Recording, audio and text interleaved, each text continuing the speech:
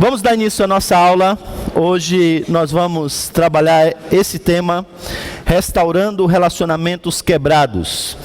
E vamos ver como que nós podemos, como igreja e também liderança da igreja, contribuir para o fortalecimento das famílias e a manutenção do casamento, tá? Então, essa é uma aula muito importante e que eu quero que você entenda essa aula, entenda o seu papel hoje, para que seja um instrumento do Senhor para a manutenção das famílias. Então, a gente vai pensar e vamos introduzir essa aula e depois terminar considerando a confrontação e a disciplina como uma ferramenta de Deus para preservar e restaurar casamentos. Então, nós vamos falar um pouco, inclusive, sobre, no final dessa aula, sobre disciplina eclesiástica. É evidente que tudo que eu vou falar aqui nessa aula tem um caráter introdutório. Então, eu vou dar uma visão geral. Se der tempo no final, a gente abre para algumas perguntas. Se não der tempo, não tem problema. Eu vou permanecer aqui para tirar algumas dúvidas. E aí, assim, a gente ajudar aí naquilo que vocês precisarem, tá bom? Vamos orar e depois a gente começa a nossa aula. Baixe sua cabeça. Deus bendito, agradecemos-te pela maneira como o Senhor tem nos ensinado, falado ao nosso coração, pela maneira que o Senhor tem aberto os nossos olhos para enxergar a beleza do Senhor, a beleza do teu plano salvífico. E nós te agradecemos, Senhor, porque este lugar tem sido um lugar de muita luz do Evangelho. E nós te agradecemos por isso, por tão grande privilégio que temos tido de termos o Teu Espírito Santo trabalhando nas nossas mentes e corações para compreender a Tua Palavra e aquilo que o Senhor quer para as nossas vidas. Isso é um grande privilégio, mas ao mesmo tempo é uma grande responsabilidade, porque nos convoca a viver consistentemente com essas verdades. Aqui está, Senhor, um ponto que temos falhado. E aqui está o ponto que demonstra a dureza do nosso coração. Famílias estão quebradas, casamentos têm sido desfeitos, não porque nos falta luz, mas porque nos falta um coração quebrantado e contrito ao Senhor. Dar, ó Deus, que essa aula seja instrutiva para que, como igreja do Senhor, confrontados pela Tua Palavra, através da ação do Teu Espírito Santo, o Senhor leve o Teu povo ao quebrantamento, ao arrependimento e à transformação de vida. Em nome de Jesus. Amém. Bem, quando nós falamos desse tema, divórcios, nós temos percebido que ele tem crescido cada vez mais. Essa é uma realidade em todos os países. Uma pesquisa feita nos Estados Unidos, por exemplo, percebeu que em cada 6 adultos, um passará por um ou mais divórcios na vida. No Brasil isso também não é diferente, já vimos isso em outro momento. De 1984 até 2017 houve um acréscimo de 200% no número de divórcios na nossa nação. 1 em cada 4 casamentos no nosso país termina com divórcio. E por mais que incrível isso pareça, no meio da igreja, os números não são tão diferentes como fora da igreja. E um dos livros que eu li, ele disse algo muito interessante. Ele disse que o casamento é como uma panela de pressão, com uma série de dificuldades, de lutas, e a pressão ela aumenta a cada dia, quanto mais o tempo passa, mais a pressão aumenta. E ele diz que, historicamente, existiam 4 grampos que ajudavam a segurar a tampa da panela para que as coisas não fossem para os ares. Segundo ele, o primeiro deles era transpor os obstáculos legais. Esse autor diz que, no passado, isso era uma dificuldade muito grande. Divorciar-se era uma questão que trazia uma série de complicações legais, uma questão muito difícil. Além disso, enfrentar também a desgraça social. Aqueles que são mais antigos sabem o que é para uma mulher se identificar ou se apresentar como sendo, por exemplo, uma divorciada. Um outro grampo que ele disse que também existia era administrar a pressão financeira depois do término do casamento. E também, segundo ele, manter o posicionamento na igreja.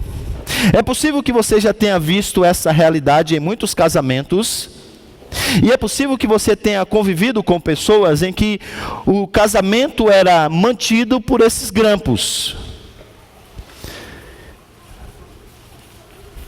De maneira que o casamento não passava de uma fachada.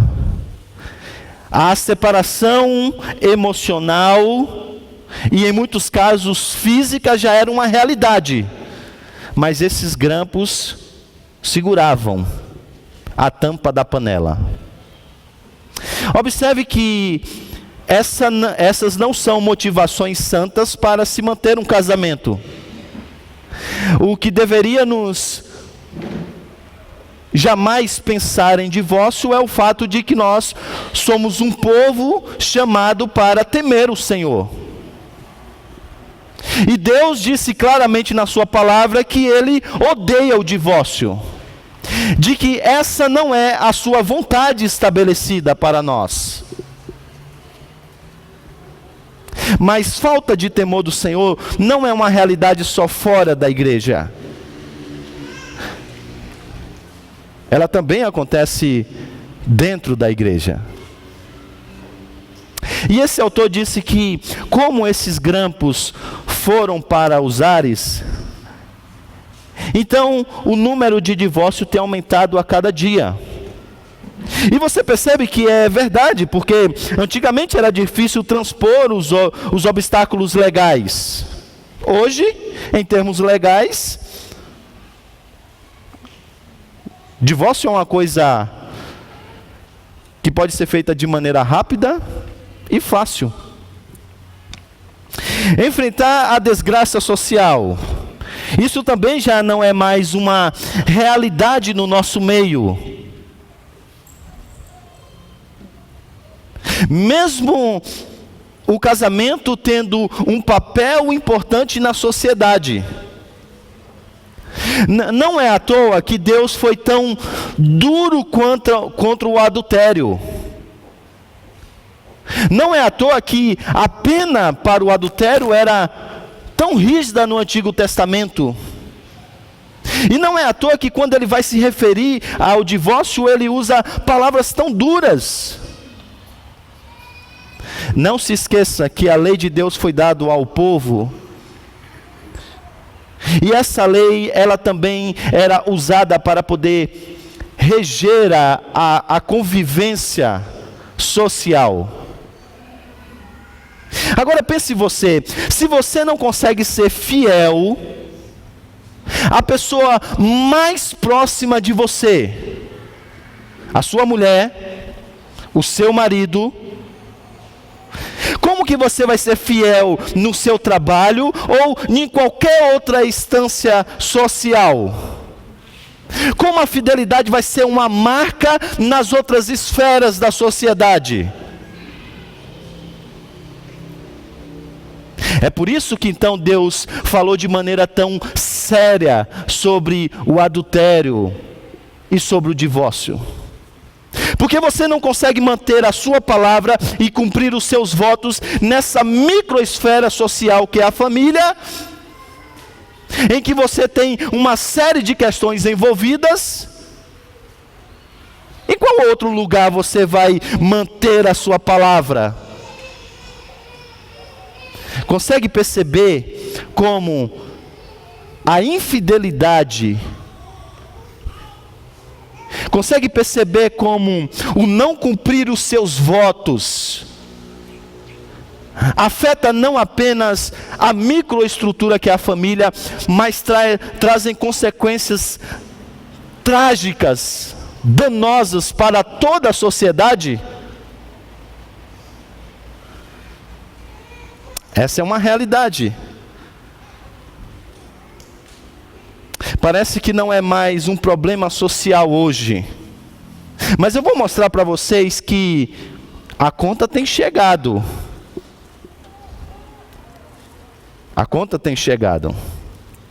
Terceiro lugar, administrar a pressão financeira já não é mais um problema, porque a mulher foi para o mercado de trabalho. Em alguns casos ela ganha ainda mais do que o marido, e esse não é nenhum problema para ela, de um lado. Por outro lado, isso facilita então a situação do homem na hora de dizer: vamos nos separar, porque ele sabe que ele não vai mais pagar a pensão. Eu ia fazer essa pesquisa, mas não deu tempo. Mas talvez tenha até agora homem que está entrando na justiça pedindo pensão da mulher. Alguém já viu isso? Tem, não tem? Então eu só queria saber se tem. Mas tem. Então administrar a pressão financeira já não é mais um problema. Manter o posicionamento da igreja, em muitos lugares, também não. Porque se tem uma área que a igreja nos últimos dias tem afrouxado, é exatamente na disciplina.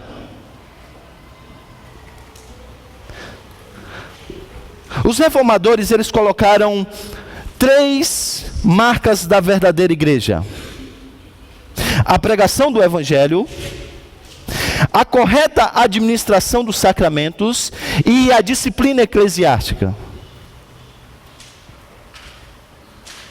Se essas 3 coisas, elas não existem em nenhuma igreja, essa igreja deixou de ser uma igreja biblicamente verdadeira, segundo os nossos irmãos reformadores. Agora você percebe que, sobretudo no país que nós vivemos, onde não há espaço para a ideia de membresia, em algumas igrejas, o que acontece na verdade é um trânsito religioso, onde as pessoas estão frequentando uma igreja aqui agora, e depois tem uma outra campanha da prosperidade que é mais forte ainda em uma outra comunidade, e elas migram, mas não há membresia, não há rol de membros, e por isso não há ligação direta com a igreja e consequentemente cuidado pastoral, que em muitos casos necessariamente conduziria algumas pessoas à disciplina eclesiástica. Consegue perceber? Esses grampos já não mais existem. E essa é uma realidade presente na nossa sociedade e que também está presente na igreja. Além disso, alguns mitos que estão sendo colocados e que as pessoas estão tomando como sendo verdades. O primeiro deles é que quando acabou o amor, acabou o casamento. Isso é fruto de um conceito errado sobre amor, que postula o amor e o reduz apenas ao sentimento. E deixa eu aproveitar para poder falar uma coisa aqui para as irmãs, que muitas vezes são tomadas por esses filmes, de sessão da tarde, e que tem um marido que está amando biblicamente, mas porque não é romântico como o cinema apresenta, ela não se sente amada. E algumas mulheres, principalmente no mundo que nós vivemos, e que tem esse conceito de amor no sentido romântico, não consegue perceber que o homem a leva para jantar, a enche de presente, a dar tudo aquilo que enche os seus olhos, mas que não está disposto a morrer por ela, a amá-la, a cuidar dos filhos, a se sacrificar por ela, mas ela se sente amada. Ele tem outras mulheres, mas ele dá flores, e ela se sente amada. Ele trabalha muito e não fica em casa, mas ele volta com um presente. Ele é romântico, ele a leva para jantar naquele restaurante bom, e ela se sente amada. Quando amor é uma atitude, e segundo as Escrituras, o padrão é Cristo. Então eu não estou dizendo que você não deve dar flores para sua mulher, mas eu estou dizendo é que o conceito de amor não é esse amor romântico, que é um sentimento arrebatador. E casamentos têm sido desfeitos porque a pessoa diz: pastor, é muito tempo de casamento, mas de repente eu vi aquela colega de trabalho e foi um amor à primeira vista. É homens que têm sentimentos de adolescentes, de gente que não amadureceu na vida. E esse é um mito que tem sido pregado como uma verdade pelo evangelho secular. Quando acabou o amor, acabou o casamento. Mas quem que disse que a base do casamento é o amor nesse sentido romântico? A base do casamento é o compromisso estabelecido. Biblicamente, no contexto da aliança, amar é ser fiel ao compromisso estabelecido, a uma aliança feita. Como que Deus nos ama? Sendo fiel ao pacto estabelecido. Como nós amamos a Deus? Sendo fiéis à aliança feita com Ele, obedecendo. Mas esse é um mito que tem sido apresentado como sendo uma verdade. Um segundo mito, e esse tem sido ouvido nos mais variados lugares: é melhor para os filhos passar pela experiência do divórcio do que viver com pais que brigam o tempo todo. É melhor para as crianças.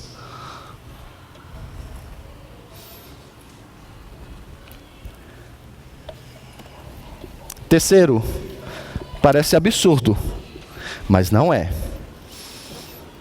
Deus me guiou a este divórcio. Além disso, certamente um Deus amoroso não gostaria de que alguém ficasse em uma situação infeliz. E o postulado aqui é que Deus nos criou para a felicidade. E a definição de felicidade é uma definição mundana.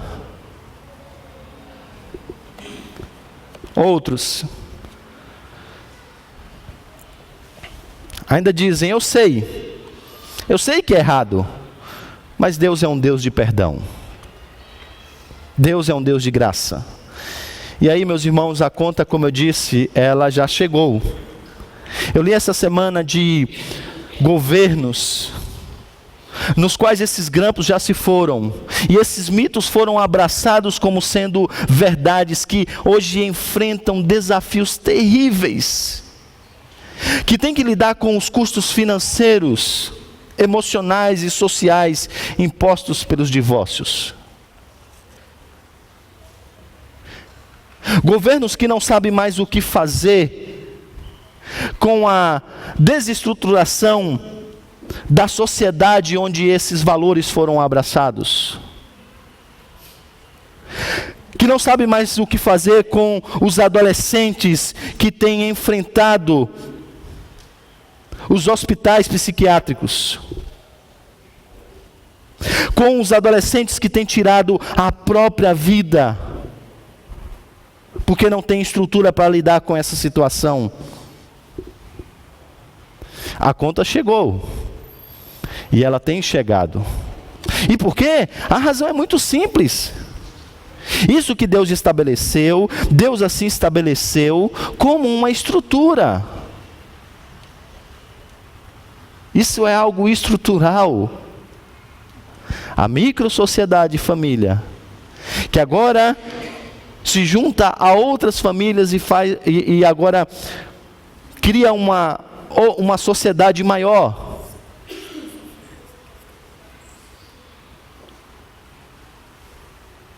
Por isso que se nós quisermos sociedades fortes, precisamos de famílias fortes. Se nós quisermos igrejas fortes, precisamos de famílias fortes. Bem, e como que a gente então lida com essa questão?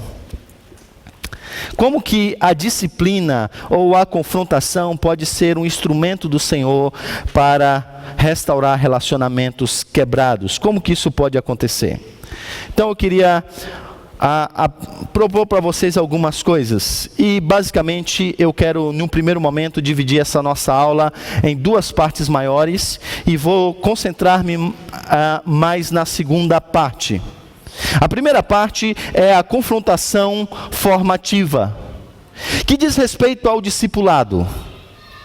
O tempo todo nós, aqui na Aliança, somos confrontados com as verdades do Evangelho. A minha família, a sua família, se você já tem um tempo aqui nessa igreja, poderia e já deveria ser melhor do que é. Porque domingo após domingo, semana após semana, nós somos confrontados com a verdade do Evangelho. Nós somos confrontados a amarmos a Deus sobre todas as coisas e amarmos o nosso próximo como a nós mesmos. Isso é uma confrontação formativa. Isso é uma confrontação que visa então formar a nossa mente cristã, formar o nosso caráter e formar a nossa vida.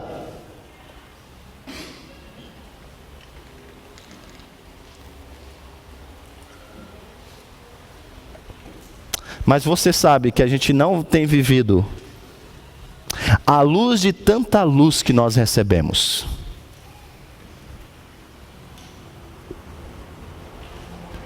O que já foi pregado nesse púlpito, ensinado nessas escolas dominicais, discutido nos grupos semanalmente, meus irmãos, é muita luz. Por isso que às vezes diante do aconselhamento, as pessoas dizem assim, tentam dar desculpas, né? Pastor, é que eu não sei muito bem porque... Eu falei, eu sei. Dureza de coração. Pastor, é que eu não sei muito bem o que fazer. Eu falo, eu sei. Dureza de coração.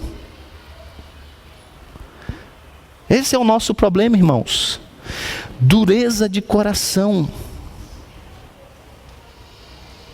A verdade tem sido exposta, mas o nosso coração tem permanecido duro.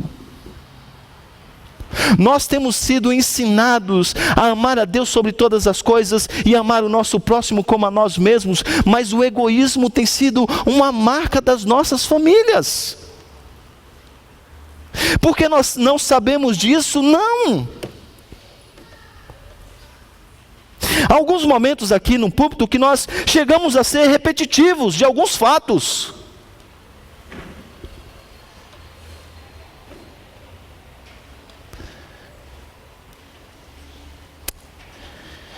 E como nós podemos fazer? Na dependência do Espírito Santo de Deus, para que essa situação possa mudar, e para que a gente possa então ser confrontados com a palavra do Senhor, e os nossos casamentos, as nossas famílias sejam restauradas e transformadas, para que a gente não tenha que lidar com a realidade dura e crua. Que eu me compadeço com aqueles que tiveram que viver essa situação. O que a gente pode fazer? É aí que nós chegamos ao segundo tipo de confrontação, que é a confrontação corretiva. A verdade tem sido ensinada, mas nós temos respondido essa verdade com dureza de coração. E como uma criança, nós precisamos então sermos exortados, confrontados, e em alguns casos, disciplinados. E aí há um texto que trabalha essa questão, que eu gostaria que então você agora abrisse a sua Bíblia. Mateus capítulo de número 18. Mateus 18.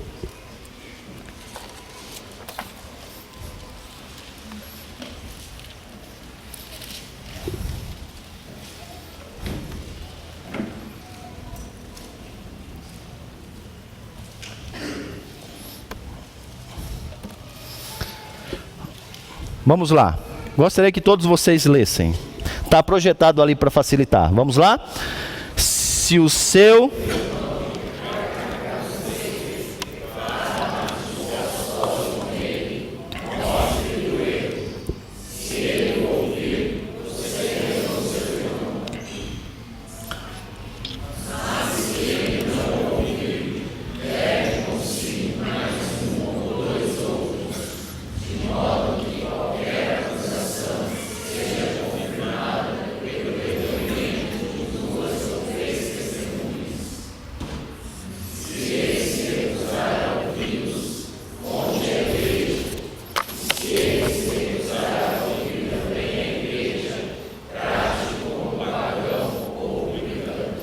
Observe que aqui tem alguns passos. Eu vou apresentar 3 deles, que nós vamos segui-lo aqui nessa aula. O primeiro deles é o contato individual, ou a confrontação individual com a própria pessoa. O segundo deles é o contato coletivo. O terceiro é o contato com o conselho. A igreja aqui significa a liderança no nosso sistema presbiteriano. Então, esses são alguns passos que nós podemos dar para que de maneira comunitária nós possamos confrontar uns aos outros, a fim de não termos que lidar com a realidade última de uma separação e uma disciplina eclesiástica. Então, em primeiro lugar, há uma realidade que diz respeito ao próprio casal, em um primeiro momento, mas que não se limita ao próprio casal. Então, a primeira coisa é que deve haver essa conversa profunda, individualmente e pessoalmente, sobre os nossos pecados. E nesse primeiro passo, nós poderíamos aqui citar 3 outros passos que precisam ser dados. O primeiro deles é a confrontação.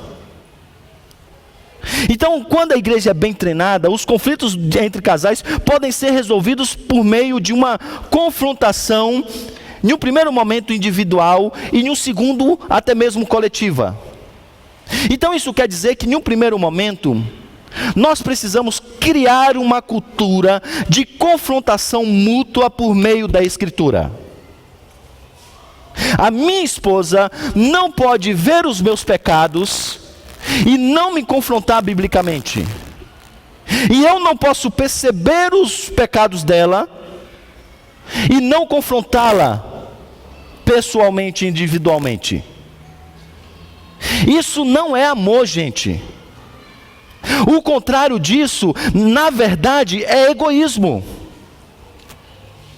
Porque eu posso pensar, eu vou confrontar a Denise. Rapaz, isso vai trazer uma dor de cabeça. Aí você pensa, você quer ter razão ou ser feliz? Acho que é melhor ser feliz, né? E aí a gente evita, muitas vezes, o confronto quando ele é necessário, e a gente escapa do confronto por razões egoístas. Enquanto a pessoa está caminhando para a profundidade do seu pecado. Então, num primeiro momento, esse confronto ele deve existir nas nossas famílias. A verdade em amor, com todo respeito, com toda mansidão, com toda sabedoria, hora certa, momento certo, palavras certas, mas isso é uma realidade. Agora, algumas coisas extrapolam o próprio relacionamento entre os casais. Essa semana eu li a história em um dos livros que eu li, em que a pessoa depois veio conversar com o pastor, depois que a família já estava destroçada por meio do adultério, e ele disse: pastor, eu vim aqui que eu queria pedir desculpa, porque há bastantes meses eu percebi que a amizade daquele nosso irmão com a sua colega de trabalho não era uma amizade saudável. Mas eu dizia, isso não me diz respeito. Então, há sim um momento em que, ainda nesse primeiro passo, que talvez você que percebe o desvio do seu irmão, a maneira como as coisas estão acontecendo, a maneira como ele fala com a esposa, a maneira como ele se dirige aos filhos, e você sim, no privado, no particular, confrontá-lo em amor na verdade bíblica. Porque nós somos uma comunidade da aliança. A confrontação, ela deve conduzir à confissão, e esse é o alvo. E você não deve descansar enquanto isso não acontecer. Agora entenda, a confissão não deve ser simplesmente geral.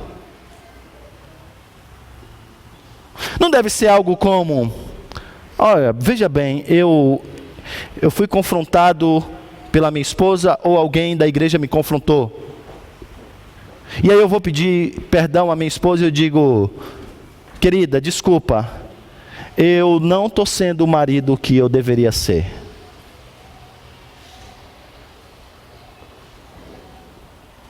Geral, hein? Amplo, hein? Os pecados precisam ser identificados. E a questão deve ser colocada da maneira como ela deve ser. Eu tenho sido egoísta e amado os meus desejos mais do que você. E isso é pecado, isso é idolatria. Eu tenho amado o meu trabalho mais do que você. E isso é pecado, isso é idolatria. Eu amo o meu tempo livre mais do que os nossos filhos. E isso é pecado, é idolatria. Eu me preocupo com o dinheiro mais do que o nosso bem-estar. E isso é pecado, é idolatria. Eu tenho mais prazer nas séries do Netflix do que no nosso convívio familiar. E a gente precisa entender que nós precisamos confessar os nossos pecados, dando nome aos bois. E o objetivo de tudo isso é conduzir exatamente ao perdão. E se tem uma coisa que tem trazido dificuldade aos relacionamentos, é exatamente a falta de perdão. E a falta de perdão é uma realidade porque as pessoas ainda não conseguiram postular e entender o que significa perdoar. Na última série que nós fizemos no mês de maio, Esperança para Famílias Disfuncionais, estudando a história de José, a gente passou rapidamente sobre esse ponto. E eu citei a vocês 2 tipos de perdão que nós podemos perceber. O primeiro é o perdão judicial. Isso diz respeito ao nosso relacionamento para com o próprio Senhor. É o nosso desejo de deixar de pensar na ofensa contra outra pessoa diante de Deus. A gente agora não mais quer tomar o lugar de Deus. Isto é isentar o ofensor do meu próprio julgamento e das minhas próprias punições. Porque a gente faz isso. A gente olha para a situação, a gente dá o veredito, a gente julga, condena e ainda a gente aplica a pena. Nós damos coices verbais, respondemos em ira. Mas você percebe que quando José teve que lidar com essa situação, ele disse: está nas mãos do Senhor. Acaso eu vou tomar o lugar de Deus? Porque depois que o pai morre, os irmãos vieram preocupados. E agora, o que José fará conosco? Exercerá ele juízo contra nós? E ele disse: acaso sou eu Deus para fazer isso?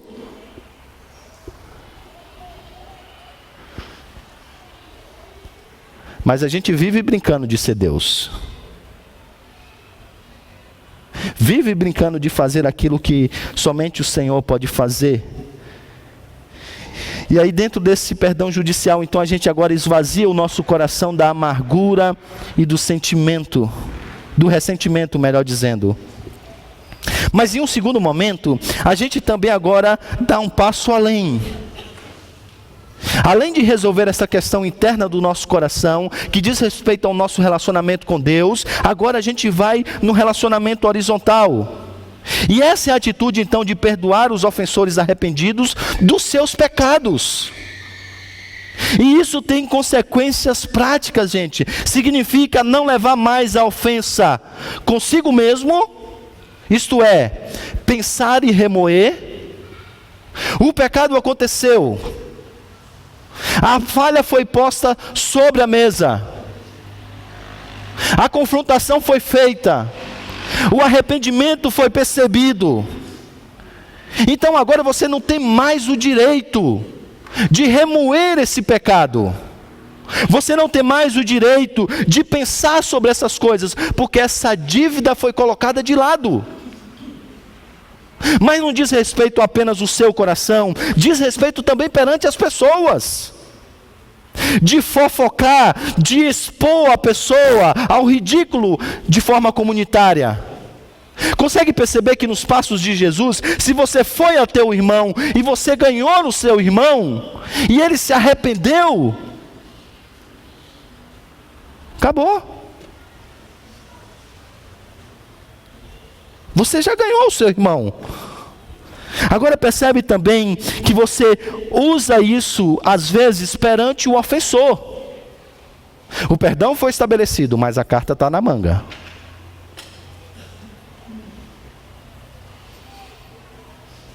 Aí na hora daquele conflito, na hora que você às vezes é confrontado com algum pecado, o que é que você faz? Você arrasta aquela carta da manga e agora você a coloca diante do seu ofensor. Mas há uma segunda coisa que também José faz e que nós precisamos fazer, que é responder a amargura com graça. Leia a história de José novamente. Perceba o que ele faz com os seus irmãos, que tanto quiseram então matá-lo, destruí-lo. O tempo todo ele responde a amargura com graça. Ah, pastor, o senhor não conhece a minha esposa. Ah, pastor, o senhor não conhece o meu marido. Ah, irmão, mas eu e você conhecemos Jesus.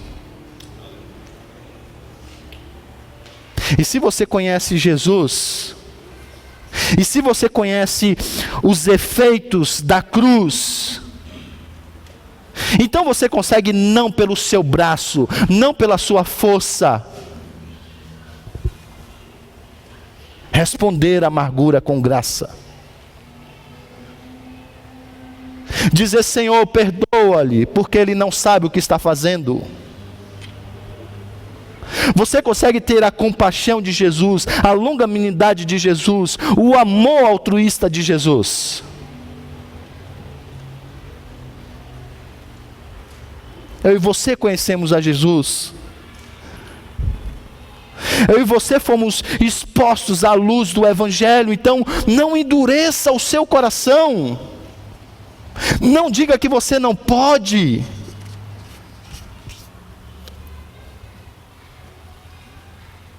Se você conhece a Jesus, pelo poder que vem da cruz, isso é uma realidade. Percebe?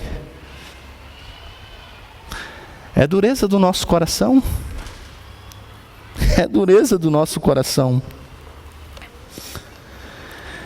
No entanto, a gente viu que depois disso acontecer, você vai então com uma pessoa e você confronta. E ela então não está disposta a se quebrantar. Então agora você vai e chama uma pessoa para que possa te ajudar. Esse é o segundo passo. Com 2 ou 3 irmãos. Então aqui há 2 coisas que nós precisamos entender. A primeira delas é que na qualidade de conselheiro, nós precisamos estar preparados para sermos bons conselheiros. Isso quer dizer que você precisa conhecer a Escritura e a boa teologia. Porque os nossos problemas são problemas teológicos, doutrinários. Aconselhamento nada mais é do que a aplicação teológica, a aplicação da teologia àquela situação específica. Quando eu vou lidar com alguém que está passando por um momento de ansiedade, eu nada vou fazer a não ser aplicar os princípios da teologia da providência àquela situação. E como eu já disse em outro momento, ninguém dá o que não tem. Então não adianta aqui eu postular que a gente comece a criar um ambiente de confronto, se a gente não aprender a fazer isso biblicamente. E nós precisamos, irmãos. Você precisa conhecer o Evangelho e crescer no Evangelho, não para que você seja um crente melhor. Porque Deus não te dá dons e talentos para que você seja uma pessoa melhor, mais próxima dEle, mais feliz. Você foi inserido em uma igreja para edificar a igreja de Cristo. Se isso é uma realidade de um lado, por outro lado, nós precisamos criar a cultura da confrontação. Nós precisamos criar a cultura de estarmos abertos à vida comunitária. Fecharmos os nossos ouvidos para o individualismo, que é uma marca do espírito dessa época, mas não uma realidade na igreja.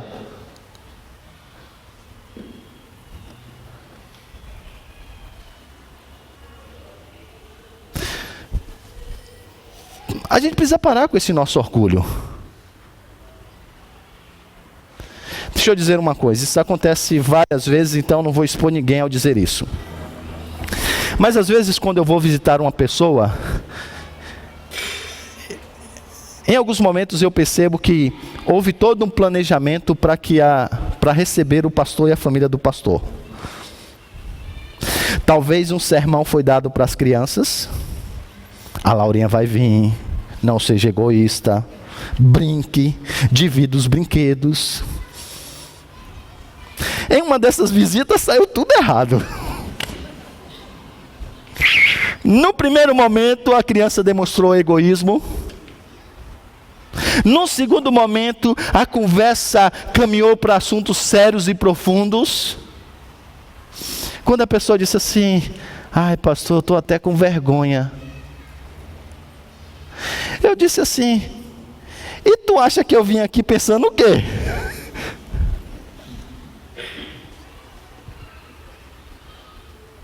Você acha que eu vim aqui e falei assim: vou visitar a família exemplar da Igreja de Cristo de todos os séculos?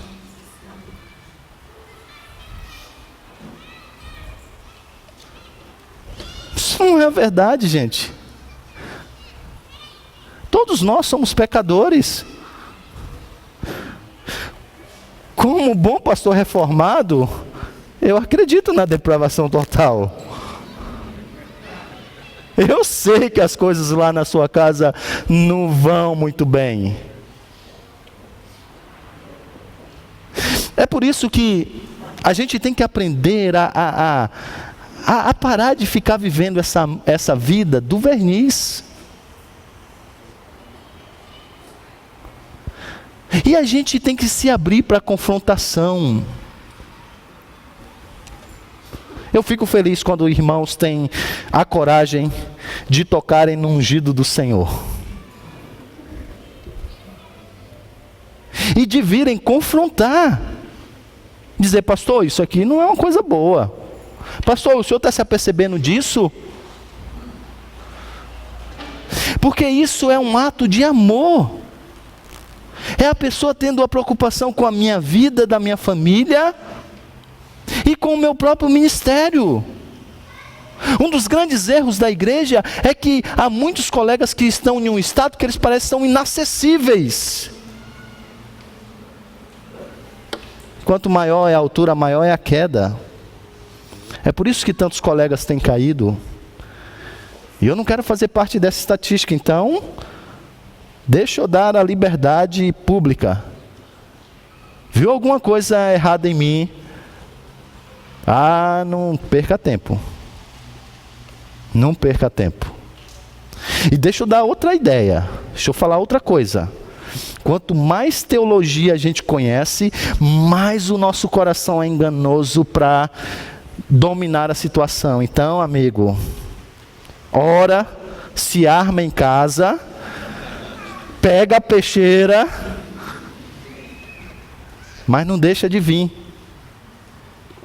Não deixa de vir. É possível que também eu rache uma peixeira do lado e diga: epa, peraí, vamos aqui. Porque assim é o meu coração, é o seu coração. Mas a gente precisa entender essa confrontação. E essa confrontação, ela tem alguns propósitos, e são 3 P's. Propósitos, passos e penas, que eu quero falar isso. Ou tentar falar. Vamos então ao propósito.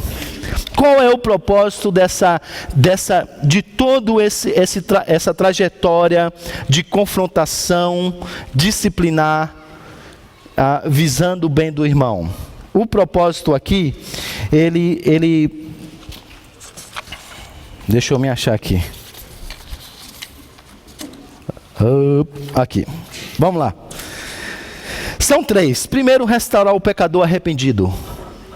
Então, a disciplina eclesiástica, e esses passos já são passos disciplinares, não visa, irmãos, punir a pessoa pelo seu pecado. Isso já foi em Cristo.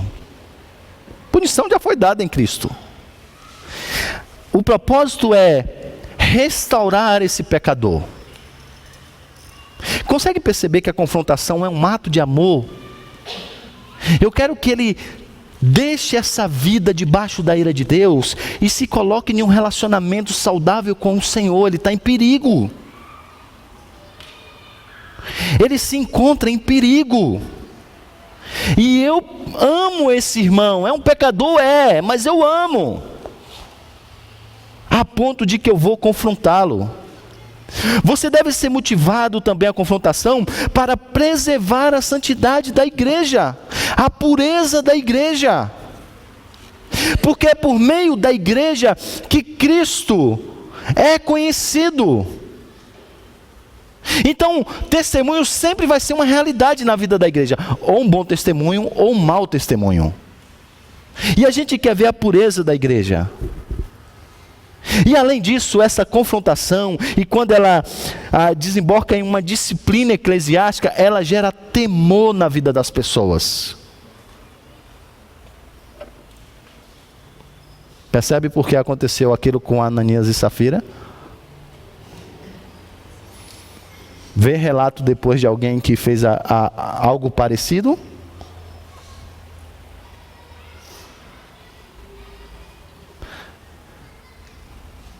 O temor do Senhor é uma realidade.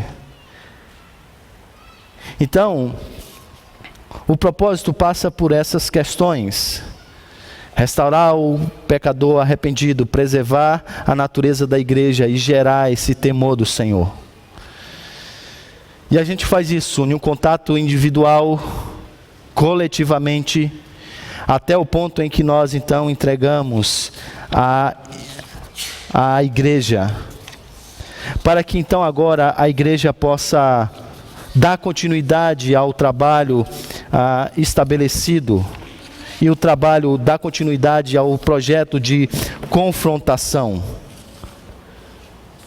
E aí agora então a igreja passa a confrontar esse irmão, visando as mesmas coisas, visando o bem-estar dele, a pureza da igreja e o temor das pessoas. Então esse é o propósito. Os passos individualmente confronto. Em um primeiro momento isso é no âmbito familiar, marido e esposa, pais e filhos. Isso também há um momento que extrapola, porque pode ser que a família não esteja percebendo, e você tem um relacionamento, e você pode, como irmão em Cristo, se aproximar e confrontar individualmente.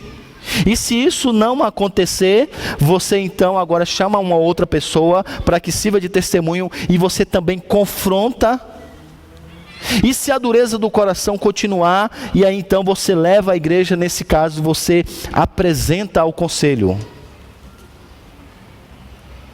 Consegue perceber algumas coisas? Primeiro, a disciplina eclesiástica pública só acontece por causa da dureza do coração. Em uma igreja saudável que os passos são cumpridos, a disciplina pública só acontece por causa da dureza do coração. A segunda realidade percebida também é que muitas vezes a disciplina tem que acontecer chegando nesse estágio final, porque a gente como igreja não fez o dever de casa. E o pecado que primeiro foi percebido particularmente se agiganta, se torna público, e a disciplina precisa ser uma realidade. Porque nós também não fizemos o nosso papel de casa.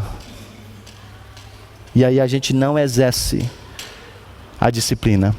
Então consegue perceber, antes de encerrarmos, que a igreja tem um papel muito importante para preservar e restaurar casamentos e famílias que estão quebrados. Consegue perceber como que Deus criou uma estrutura chamada igreja, que é instrumento dele para ministrar esses corações? Há uma confrontação formativa. Então você vem à igreja, você é exposto ao evangelho. Você vai à escola dominical, você é exposto ao evangelho. Você vai ao estudo bíblico, você é exposto ao evangelho. Mas você ouve, você entende, mas você continua com o seu coração duro. Cristo então estabelece um caminho para que a confrontação agora possa acontecer em um outro nível, em um nível disciplinar, onde o confronto também acontece. Agora imagine se toda essa estrutura for uma realidade na vida da igreja. Eu não estou dizendo, gente, que nós não vamos ter famílias quebradas, nem relacionamentos desfeitos. E falo relacionamentos de maneira geral, tá? Inclusive entre parentes e entre irmãos. Não vou dizer que isso não vai acontecer. Isso acontece por causa da dureza do nosso coração.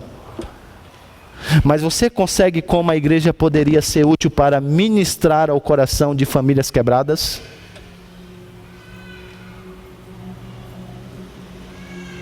E que se talvez a gente tivesse essa cultura maior de confrontação, talvez nós fôssemos famílias melhores, casamentos mais saudáveis, filhos mais bem criados, vivendo nesse contexto da aliança. A igreja então tem um papel importantíssimo quando esse é o assunto. Que a sociedade já não mais se preocupa,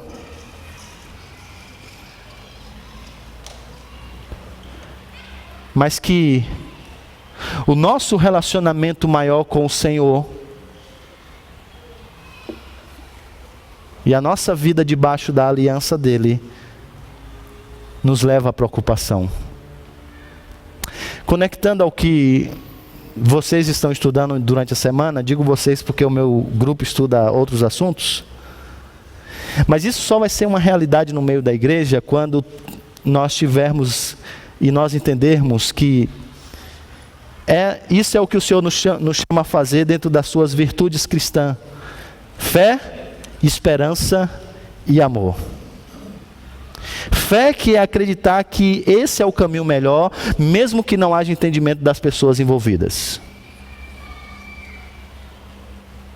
Às vezes você vai confrontar, mas a pessoa não vai entender. E é possível que, inclusive, o relacionamento azede. Mas você vai continuar preservando nisso, porque você tem fé que esse é o caminho melhor. Além disso, você tem esperança, porque você sabe que Deus sim, eu e você não, e a estrutura a igreja não, mas Deus sim pode fazer com que pecadores se arrependam e uma igreja saudável exista. Deus pode mover isso no nosso meio, irmãos. A gente tem que ter a esperança de que as pessoas podem ser melhores no poder que vem da cruz. Eu subo para pregar, eu sento para aconselhar, tendo essa fé e essa esperança. Já disse para vocês que a maioria das pessoas, depois de contar a história, diz: e pastor, o senhor acha que tem esperança para mim? Eu digo: eu acho que não. Acho que você não consegue lidar com isso não. Mas eu tenho esperança que o Senhor pode. E meus irmãos, eu tenho visto Deus transformar homens, Deus transformar mulheres, Deus transformar filhos. Esse é o único lado ruim do aspecto ético do aconselhamento, que a gente não pode testemunhar muitas coisas boas. Mas talvez pessoas que aqui estejam, que lidam com aconselhamento, pode dar testemunho disso. De casamentos que foram refeitos, de famílias que foram transformadas pelo poder do Evangelho, pelo poder que vem da cruz. Ou você acha que o que Deus fez com Paulo só pôde ter feito naquele tempo? Ou você acha que mudar a inclinação do coração, Deus só fez isso no passado? E essa é a nossa esperança. Pastor, mas aquele ali é de coração duro. Mas quando Deus quer, não há quem não queira. Seja consistente com a sua teologia. Finalmente, o amor. O amor para a gente entender, e o amor que nos leva ao confronto, mesmo que esse traga desconforto. Meus irmãos, a gente tem que amar os nossos irmãos em Cristo de tal maneira que desejemos ardentemente o seu bem. Então a gente não pode fechar os olhos aos pecados daqueles que nós estamos próximos. Pastor, eu não tenho treinamento. Não sei nem como é que conversa. Olha Deus para te capacitar, mas se não, então fala assim, olha, eu tenho percebido isso e isso na sua vida, eu te aconselho, eu não sei muito como lidar isso, mas eu te aconselho a procurar uma pessoa. Procure um presbítero. Procure um dos pastores. Mas não veja a desgraça acontecendo na vida do seu irmão e conclua que isso não tem a ver com você. Porque tem. Tem porque esse é um corpo, irmãos. Tem porque isso aqui é uma igreja. Tem porque isso aqui não é um clube social. Isso é uma comunidade. Comunidade da aliança. Povo do Senhor.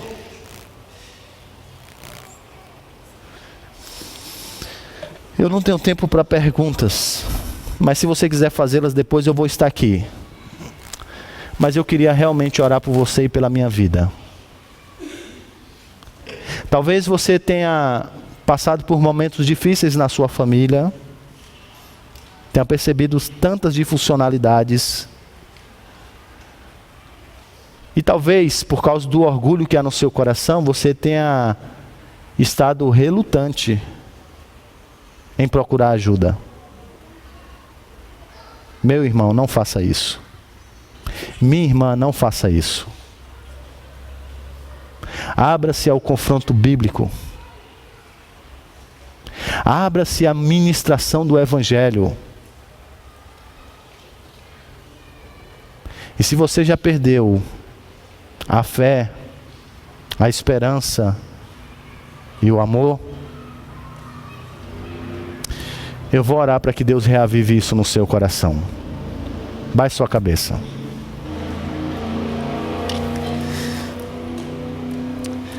Deus bendito, disfuncionalidade tem sido uma marca das nossas famílias de maneira democrática. Independente das classes sociais, independente do tempo de igreja, independente do posto eclesiástico,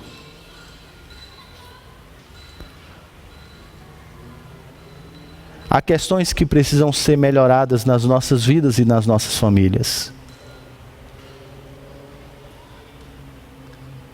Muitas dessas só podem ser uma realidade porque o nosso coração tem se demonstrado endurecido para com a luz do Evangelho. Somos confrontados, somos expostos, mas continuamos a temar com o Senhor. Por isso a minha oração nessa manhã, Senhor, é que o Senhor quebrante o teu povo. Que o teu Espírito Santo traga destruição para esse ídolo do egoísmo tão presente nos nossos corações. Que o Senhor quebrante o nosso orgulho, Senhor. E faz-nos aberto à confrontação. Porque muitos aqui estão perecendo com as suas famílias. Os casamentos já não são mais dentro do teu propósito e da realidade que o Senhor criou. Os filhos estão se distanciando do Evangelho. Até quando, Senhor, olharemos para essa situação e nos calaremos de tão trágica situação? Por isso, dar ao Senhor que o Teu Espírito Santo nos quebrante nessa manhã. E não apenas nos coloque abertos à confrontação, mas de ouvidos abertos a Teu Evangelho, para que nos arrependamos dos nossos pecados, para que confessemos ao Senhor e às pessoas aquilo que temos feito de errado, para que tenhamos condições de experimentar o poder que vem da cruz, poder esse transformador, que nos dá a verdadeira vida. Ó Senhor, quão triste é percebermos o caminho da vida, mas continuarmos em um mundo que finge ser vida, mas que tem nos levado à morte. Reaviva no meio dessas famílias, Senhor. Reaviva no meio das nossas famílias fé, esperança e amor. Trabalha no meio do Teu povo, Senhor. Restaura as nossas famílias. Restaura os nossos relacionamentos. Dá-nos dias melhores. Em nome de Jesus. Amém.